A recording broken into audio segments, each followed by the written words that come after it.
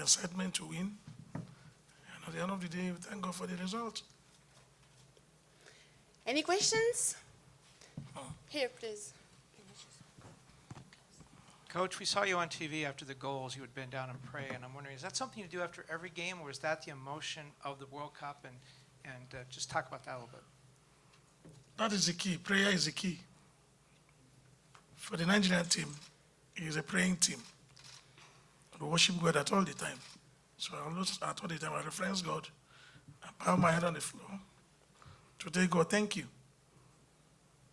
So that is the key. Yeah. Other questions? Here, please. Thank you. My name is Arafat from AfricanFootball.com, Nigeria. Coach, the first 45 minutes didn't go smoothly, but in the second 45 minutes, something changed. What exactly did you say to the girls in the locker room that made them come out fighting? And Ngozi Okobi, I was blown off today by your performance. Would you say this is your best game so far for the national team? Okay, I think first and foremost, before it gets to the player of the match, I think in the dressing room, we just have to let them know that it's not over yet until it's over. We just have to fight from the last of the whistle to the end of the day. They are a good side. I said it yesterday here that when the two elephant fight, it is a grass that suffers. It's unfortunate that to consider that those cheap goals. I call them very cheap goals. And I think we are going back home to work, to our drawing board, to work on it. Any other questions? Second row? Ngozi? Sorry. Yeah. I guess I will say thank God for the game today. It's not my power, but the power of God. I was so very excited because this is my first outing for the Senior World Cup. I'm so very, very happy. And I know more are yet to come. So, second row? Thank you. Mr. Okon, after your showing today, do you think your team is a threat to the Americans or anyone else in this tournament? Or everyone else in this tournament, I mean? I said it that no team in this competition is a pushover. We don't underrate any team. Since it is 11v11, it is the grass that will decide. Whoever we meet. We don't care whomever we meet. So it is the grass that speaks. At the end of the 90 minutes, we now know the result. On the back, please. It's a question for the coach. I'm Kim Leduc with TSN 1290 here in Winnipeg. Yesterday when we were speaking with you, you said you knew nothing of the Sweden team. What do you know about them now, and how is that going to help you going forth in the tournament? Yeah, by the special grace of God, I think I need to think of Sweden if I am to meet them again. As the match progresses, that's when I think of Sweden. For now, I am thinking of the next match and not Sweden. But when I get back home, I just have to sit back, check what went wrong in the match, how I consider goals, and how, as much as I can, to go back to the drawing board to correct those mistakes. I don't think of Sweden for now. One thing at a time. Here, please. Coach, going off of that question, there was a lot of mystery, obviously, you said you didn't know much about Sweden. Do you think that factored into the match today in terms of them not knowing much about you, and do you think that will change now that the other teams in the group have seen you? Yeah, I have said, by the special grace of the Father, that we've crossed that level of Sweden. That we're thinking of our next match, which is Australia.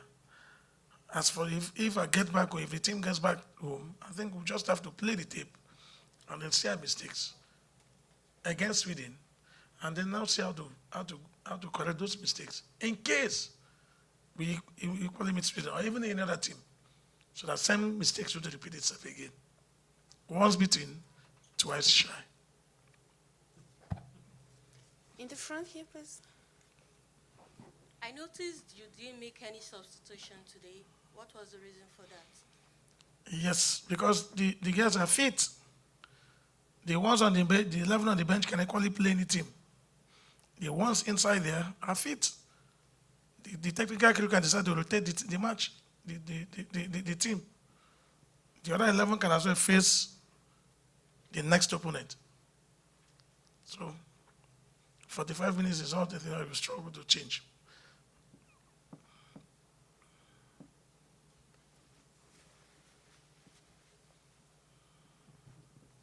For Ngozi, do you, a lot of people thought Sweden was not just a major world power, but maybe even a threat to win this group.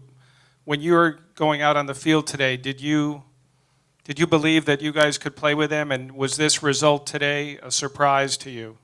It wasn't a surprise to me because all I felt was to beat Sweden, and all the goals they got is not a real, like a goal from them. We gave it out to them. Our mistakes brought the goals to them. Where to beat Sweden, that was what I had in mind, and I know that was what most of the players and my coach here had in mind.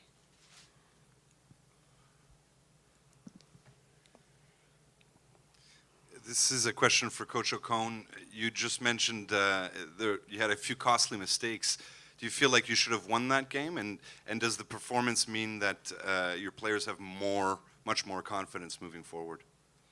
Yeah, I think in the dressing room, we just have to let the entire players know that mistake can come. They utilize the 45 minutes and get 2 goals. That we can as well use the 45 minutes to get 5 goals if we work hard. And that makes the whole players to sit up and that it's not yet over until it's over. So those mistakes are something I've said earlier on that we are going back to see how we can correct those mistakes. That you see, the first goal is an own goal by my player, not even them, Sweden. That scored. It was an own goal. I know it's a pressure that resulted to the own goal. We just have to see how to take away those pressures and see how to get the defense balance in case of the next matches or any other subsequent matches.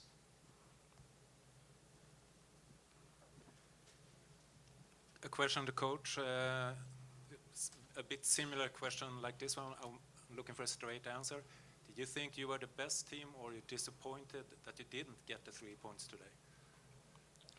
Well, in everything, I won't feel disappointed because coming from behind against a good side that's rated, I think, number 1 or number 2 or number 3 in the world, it's not a smaller thing.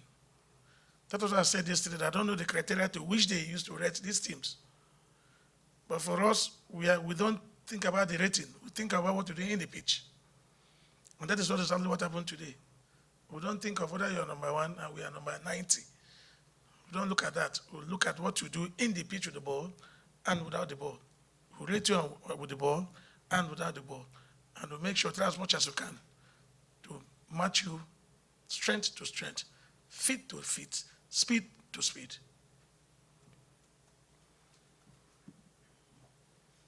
Well, Coach, now that the world has seen what your team can do, they might be curious to know on those set pieces what you all will try to do now, because those 2 goals did result just from those pieces, and they'll say that would be a weakness, but maybe you can fix. I have said it before that we are going back to our drawing board to work on those things. I have earlier said that we are going back to our drawing board to see how to correct those mistakes. So in our next match, those things will be there. Even if in case we beat the Sweden again, those things will repeat itself again.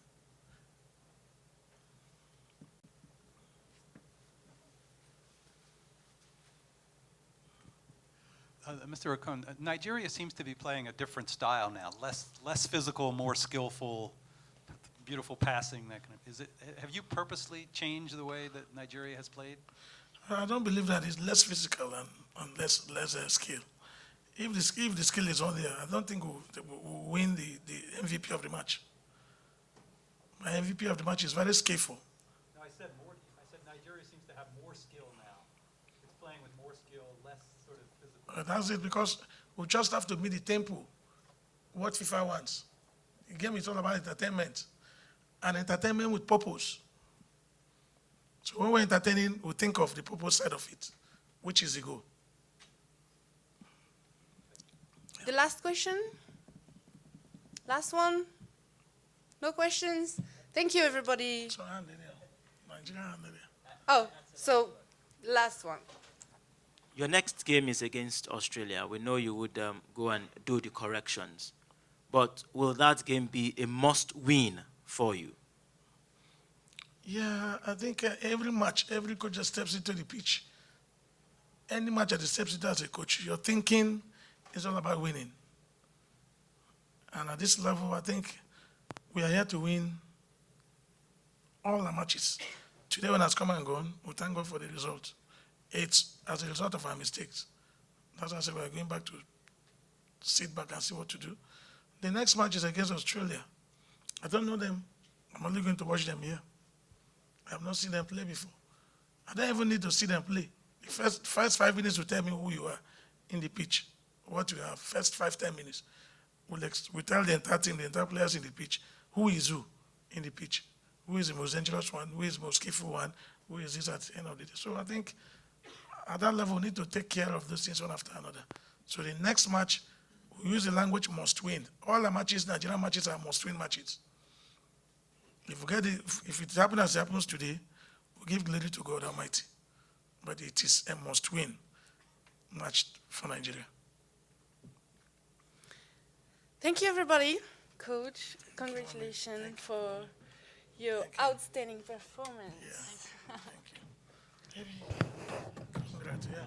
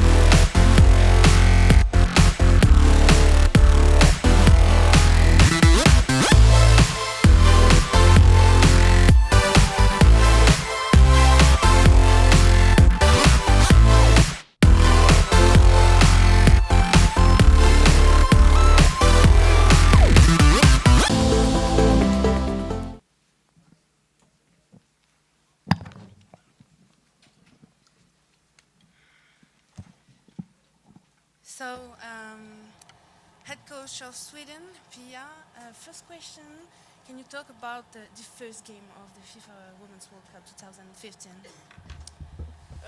It was a very tough game and a lot of goals. Of course, I'm very pleased with the fact that we scored 3 goals. However, the fact that we gave up late in the game, I'm not that happy about that. But at the end of the day, when you start a tournament, we got 1 point, and that's good things to bring to the next game. Any questions? Pia, Jeff Carlisle from ESPN. Were you disappointed at all at the way your team managed the game, especially in midfield, given that you were two goals up at halftime? Well, I'll tell you this, the game plan was different from what you saw. But I do understand some of the players they got. It's a first tournament, and the opening game is very special, so to speak. And if you look at halftime, it was a little bit ups and downs in the first half, and still we were 2-0 ahead. So in halftime we had a good feeling. However, a little bit unlucky and not so skillful, so that's why we gave up 2 goals and had to chase again. Then again, we got 1 point, and next time when we play the States, I hope we will follow the game plan, so to speak, and be able to do that.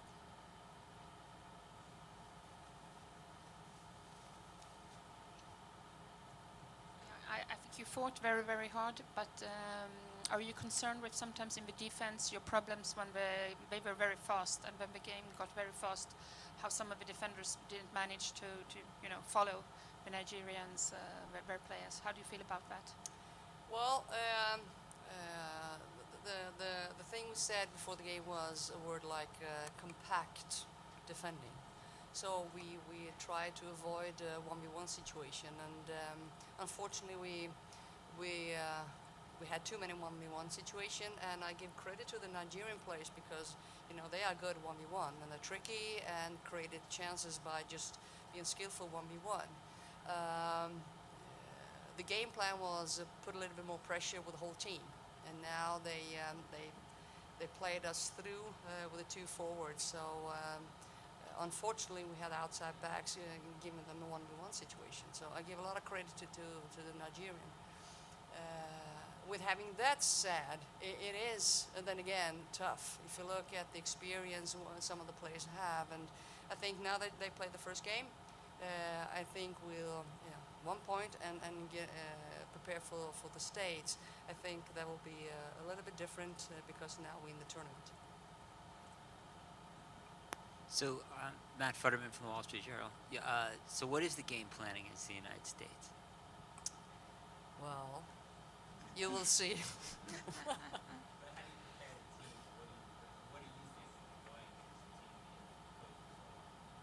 Well, first of all, we have a game to watch, and the players will watch this game. So I think all of us will have a good idea how we're going to try to beat the States.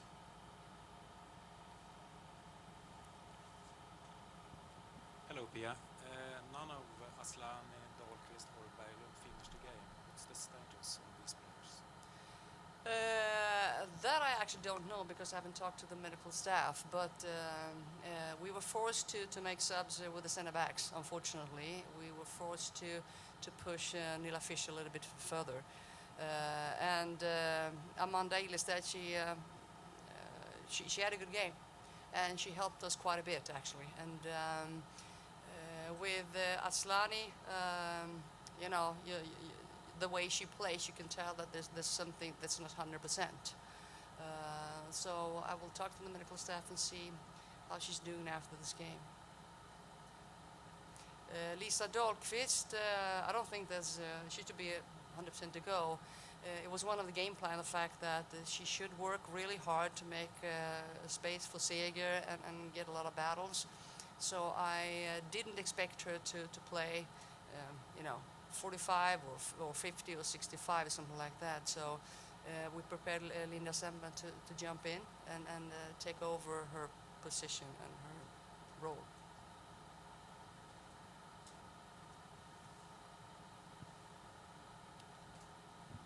You said you were satisfied with getting the tie. Does the result demonstrate just how deep this group is? Yes. We all could tell, if you watch the game today, you can see the skillful players out there, and this is a really tough group. I think the next game we're going to watch the US playing the Australians. That will also be a tough group. So it's very different if you compare to the results yesterday.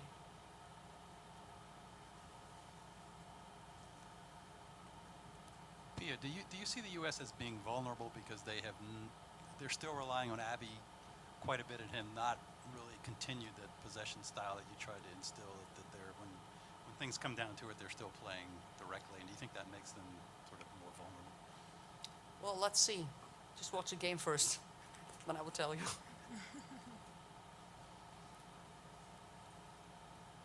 Pia, you noted how mysterious Nigeria was coming into this game. Was there anything that surprised you or took you off guard from their game plan or their players? Not really, because I felt I was prepared, and we prepared the team quite well. So, as I said in the beginning, if we just if we would have been able to follow the game plan, I think we have done even better. Now, again, scoring 3 goals and giving a point. But this was not. I saw another game in front of me. But then again, it is the first game, and it's people out there a little bit nervous. And at the end of the day, we have a second game and a third game as well. So we will do better. Any other questions?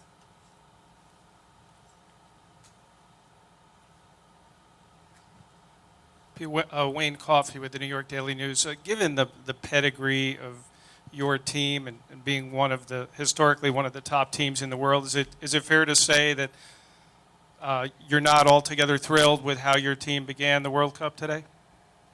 Well, if you know your history, it's been like this many times for the Swedish team.